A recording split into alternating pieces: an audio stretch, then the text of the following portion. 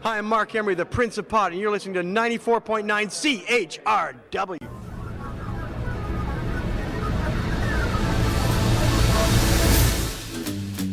Good morning, London. I'm Bob Metz. And I'm Al Gretzky. And this is Just Right on CHRW 94.9 FM. We will be with you from now until noon. No, not right wing. Just right. Fade into color, and color into black and white. Under the bedclothes, everything will be alright. And welcome to the show today, where 519-661-3600 is always a number you can call to reach us, or email us at feedback@justrightmedia.org.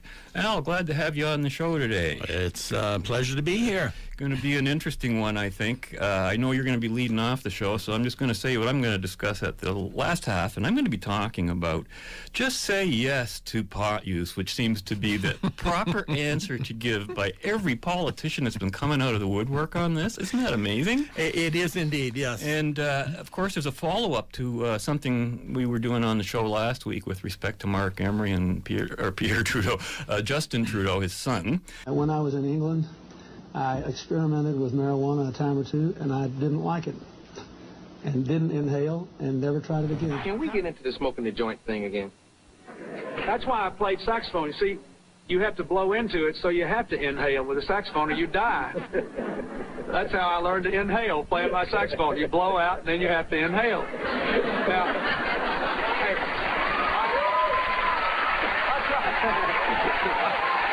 one for Bill. I tried to do it, I just couldn't. I wasn't trying to get off the hook, you know. I was just making nervous remarks. Okay, let's because I've heard different people discuss it, and I've done my jokes. Okay, you got the joint in your hand. I bet you burned me. No, I'm saying, okay, somebody says, you know, that word EAR, you all heard it in college, ear. And,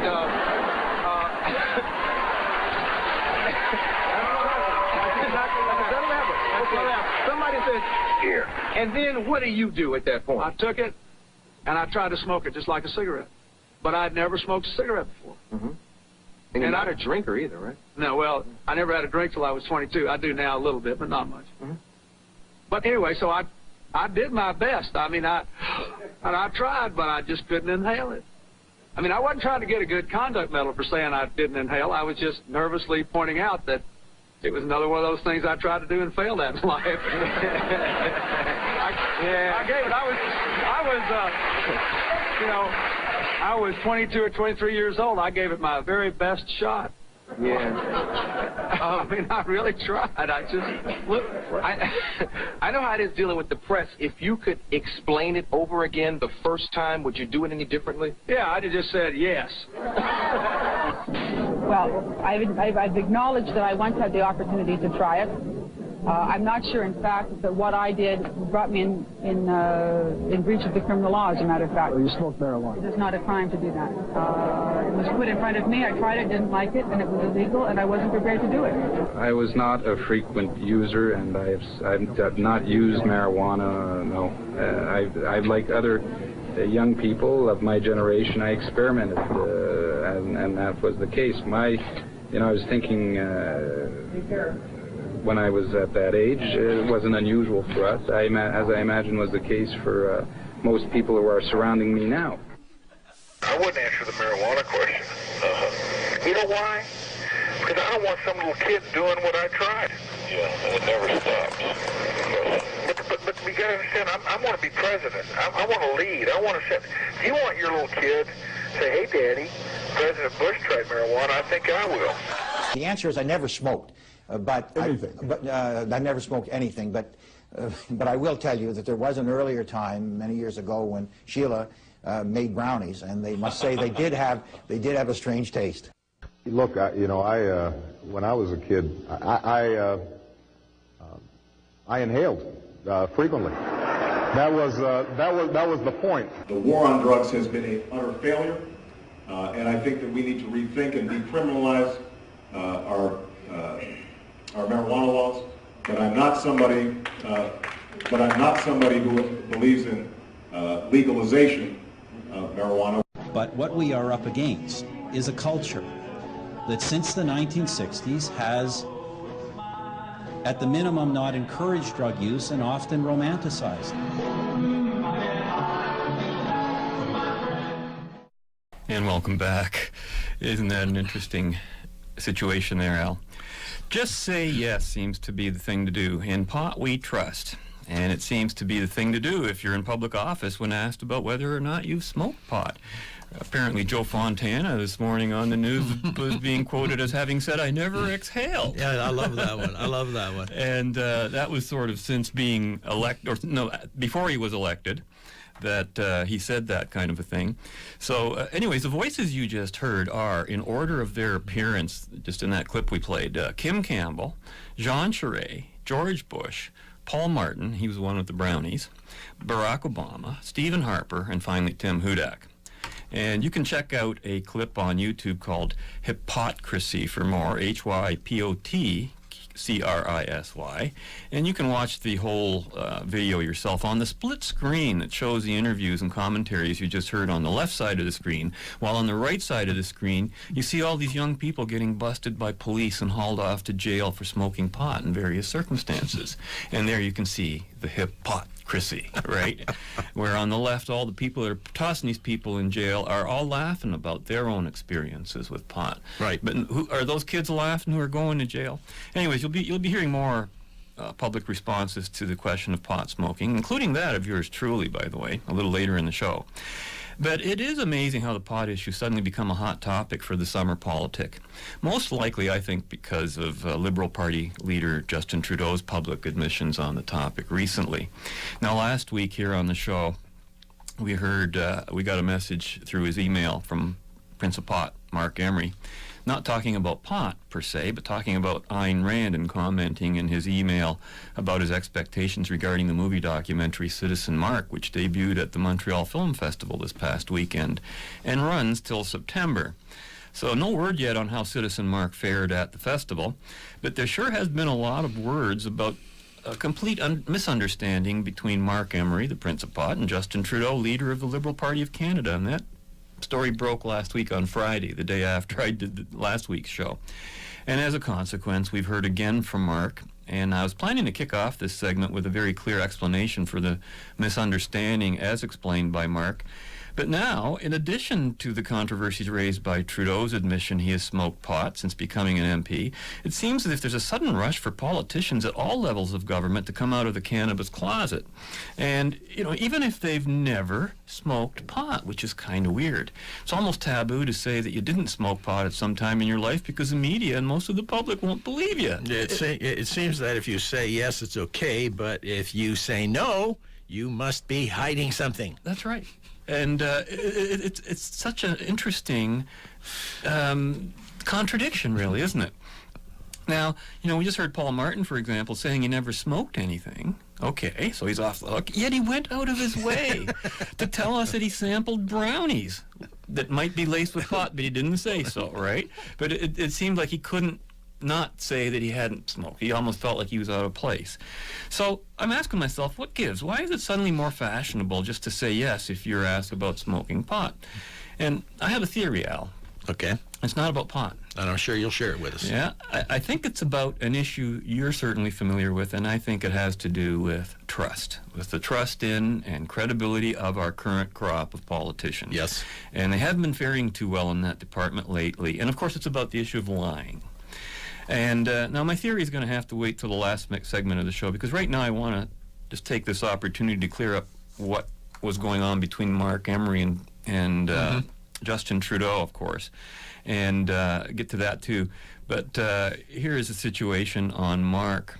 Where was this? First posted Friday. This is by Jessica Murphy, Parliamentary Bureau. I saw this in the Free Press as well. Quote, and the headline was, Justin Trudeau, I did not get high with the Prince of Pot. Okay, Marc Emery. And the story read, Justin Trudeau says jailed pro-pot activist Marc Emery was flat out lying when he said he smoked a few joints with the now Liberal leader. I only met Marc Emery once in my life, so that's a lot of smoking with him that I apparently did, Trudeau said in Trois-Rivières, Quebec, Friday. I've never done it except with people I know and trust, he added. So I'm thinking, wait a minute, that means he does smoke. I'm thinking, did you really mean to say you don't, or he just didn't smoke with Marc Emery? Well, he's taking Paul Martin's lead. Well, maybe, going out of his way. And he says, Marc Emery is someone I just met, but not someone I thought of smoking with, right? And, of course, Marc's they call him the self-described Principal. He did not describe himself that way. That was done, actually, by the National Enquirer. And my goodness. That's how the name stuck. And he's currently, I think that's where it originated, and he's serving his 5-year sentence in the U.S., of course. And in 2009, he called Trudeau a hypocrite for voting along with the rest of the Liberal caucus that year in support of the Conservatives' Bill C-15, which, of course, raised set minimum sentencing.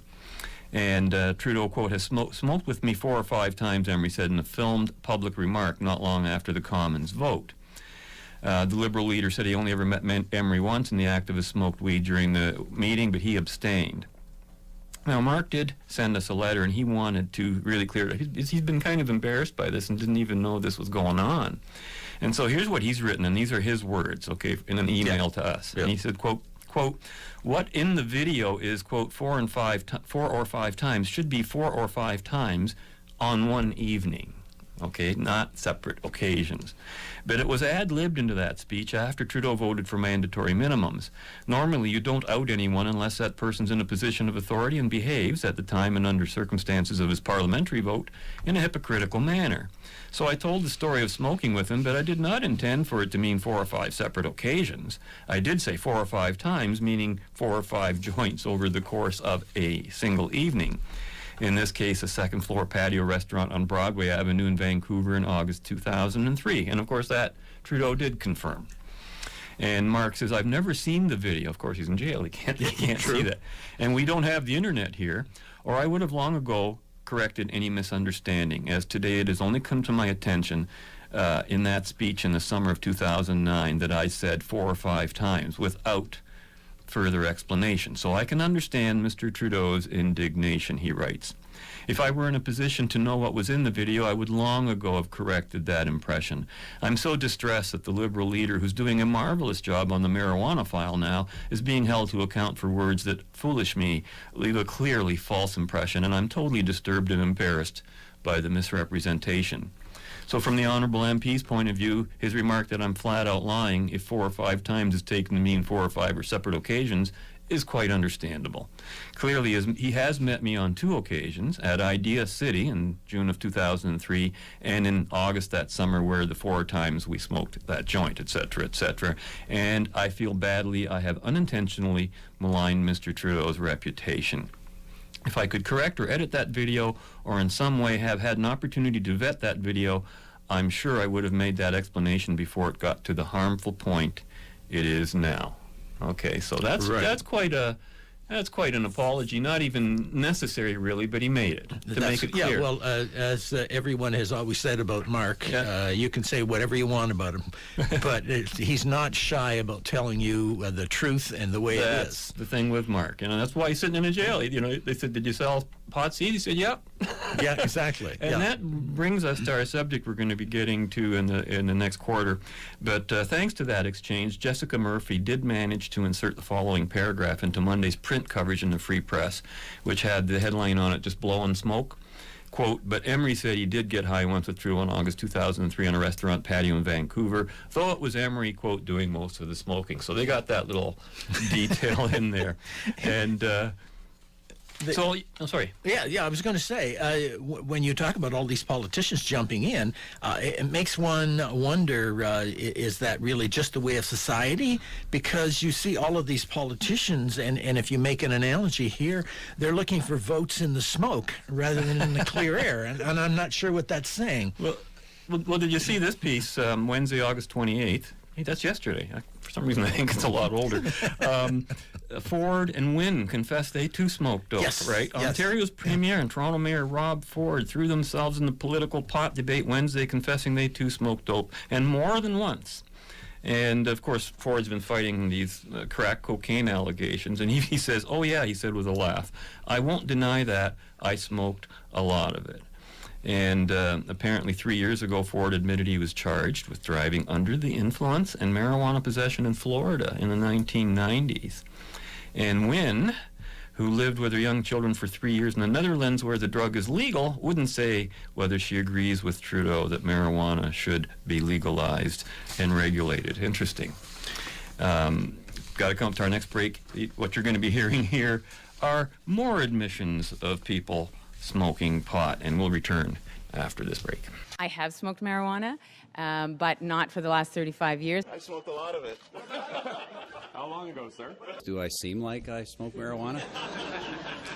If you could explain it over again the first time, would you do it any differently? Yeah, I'd have just said yes. There's a simple answer, eh? Just say yes. Again, you know? Again, it's the catch-22, yeah. Isn't it? But, you know, I got into a side issue on this issue that led into it. And I was listening to Al Pervin over on CJBK there, who's filling in for Andy Utman over the past couple of weeks, and we got into a little debate there on this issue. I guess I upset him a bit because he kind of cut me off in the middle of the conversation. And I can't believe that. You know, apparently suggesting you have a right to your own life is all it took to upset him. And in any case, I think he was confusing a lot of things, and he comes across as what I would say what I would call a typical right-wing conservative, not your kind of conservative, no. But you know what I mean. Mm-hmm. And he brought up an interesting issue. He says, what's the issue? He says, the issue is not whether marijuana should be legalized. 66% of Canadians apparently think so. I don't agree, but they can think whatever they want to think. The issue is very simple here. An MP pledges to the Queen that he or she will uphold His or Her Majesty's laws as they respect Canada. That's a solemn pledge, and that's the issue. Not only did Justin Trudeau break his pledge, which could also be described as lying to the Queen, he seems to feel he didn't do anything wrong. The right thing to do would be to apologize and say he wouldn't do it again. I should have waited until I changed the law so everyone can get stoned legally, end quote. Now, that was his argument there. That's how it should be done. Except I found out, Al, that the oath to the Crown does not in and of itself constitute any explicit pledge to uphold any particular law. No, actually I have it right in front of me, and I'm reading it as you're speaking, and I see nothing. Well, why don't you read it for us? And I swear / or affirm that I will be faithful and bear true allegiance to Her Majesty Queen Elizabeth II, Queen of Canada, which was added in 1977, her heirs and successors, and I will faithfully observe the laws of Canada and fulfill my duties as a Canadian citizen. As a Canadian citizen. So it does say observe the laws of Canada, you see. And but the thing is, you know, a person doesn't even have to make that declaration. A person may choose to replace the word swear with affirm and to omit the phrase, so help me God. The oath taker is also given the option of either swearing on the Bible or not, because Correct. they make a lot of exceptions on that. But there isn't, you know, to affirm to uphold the laws, what would that mean? How would you change a law then if you're going to uphold it? Is that process allowed within that whole situation? I affirm to uphold the law as someone else gives it to me, I assume is what it's saying. Like, should I even be running for Parliament if I'm planning to say change pot laws? And then I go in and I say, well, I affirm, I swear to uphold this law. You see, to me, the whole idea of affirming a particular allegiance to a law is dangerous. You don't do that. You do it to God and country, Queen and country, however it's expressed, right? And the general purpose of an oath is to swear allegiance to a nation in the sense that you will not represent the interests of another nation. Correct. Or another cause that would undermine the sovereignty of the country. It has to do with sovereignty. It's more a promise not to be a traitor than to uphold any specific domestic law. Correct. Or regulation, right? Basically, if you're affirming that you are going to observe the laws and uphold the laws, then that you immediately rule yourself out of actually having to change them. Right. You take away the... It's a catch-22. It is, again, it's a catch-22. And what's interesting, I happened to look this up when you said you were going to do this, and the one quote, which I abbreviated, back in about 20 years ago, Justice Edward Morgan was brought up in front of him that somebody wanted to change it, and he said, no, it's going to stay the way it is, because it's symbolic. And as he said, you can protest it as soon as you swear to it. Literally. Oh, interesting. Yes. Well, that's even more interesting. Well, anyway, another thing I found interesting in the whole line of thinking here that it didn't seem to make any, it didn't matter, it didn't make any difference whether a particular politician in a particular situation was lying, only that he obeyed the law. So the public in Trudeau's case is kind of on the one hand condemning him for telling the truth. Correct. On a particular instance, which would have actually almost put him in a better position. He would have been in a better position had he told a complete lie. Yes, right? yes. So what do you want him to have an oath to? Do you want him to have an oath to Queen and Country? Do you want to have more of an oath to, I promise to tell you the truth and not to misrepresent who I am, what I am, to you, the voter, to you, the Queen, to you? Isn't that more important? It seems to me that's what swearing is about. You're swearing to the truth of a situation as well. Are we back to full disclosure again? Isn't it? It's almost the same literally, thing. Yes.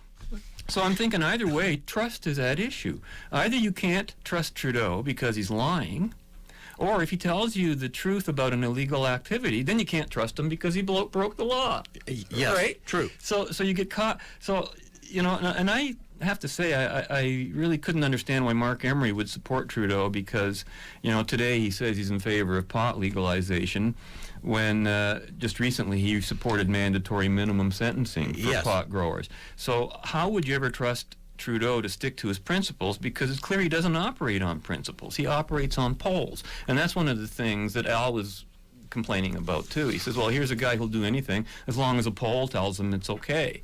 But, you know, who's driving the polls? Yeah, and it's really hard to see those people, as I said earlier, with all the smoke in the room, it's hard to know who's doing anything. Yeah, so you know, what's changing them? You know, it's not the principled politicians leading the way. It's the ideas and knowledge about cannabis, and more particularly about prohibition laws and their effect, that I think is slowly changing public opinion over time. Yes. And to say nothing about the sheer hypocrisy of it all, if you want to call it that. And you know, you even have that issue on the local level when they're talking about having an integrity commissioner and all that sort of stuff. I mean, I think it's ridiculous. Can any politician who's promised you to rob Peter to pay Paul really have integrity in the sense that we might talk about it if it were on a personal level? Correct. If I've already said to you that given the opportunity, I will, on purpose or inadvertently, take money from here and place it over to there, regardless of who it's good for or not good for. That's right. And in consideration of one group over top of another group, how do you trust that person to do anything down the road? And of course, one last thought to leave everyone with. You know, you can talk democracy all you want, you can talk getting in Parliament all you want, but in the move from less freedom to more freedom, the regrettable truth of the matter is that history has been made of people who had to break a law to change it. And that's, you know, whether you're talking about Henry Morgentaler, whether you're talking about Marc Emery, whether you're talking about Martin Luther King, whether you're talking about a whole bunch of people who had to change what were effectively evil laws because they violated people's rights, and that was the whole issue. You know, Trudeau was quite known to have smoked before he took his oath. I mean, that's not a secret. Wasn't his mother Margaret? I do believe it was, yes. Have you ever read her book? Yes. I just can't believe that even got as far as it did without that getting out into the blogosphere out there. But anyways, we're out of time already, Al. I bet you that flew by for you. That was unbelievable. Did you have fun? I absolutely enjoyed it. Well, and I hope the people out there enjoyed it as well. Well, I had some fun, so maybe we'll see you back here. Again, join us again next week when we will continue our journey in the right direction. Until then, be right, stay right, do right, act right, think right, and be right back here. We'll see ya. Fade into color, and color into black and white. Under the bedclothes, everything will But I have eaten brownies. I was offered a joint once and I was too drunk. I didn't exhale. And didn't inhale?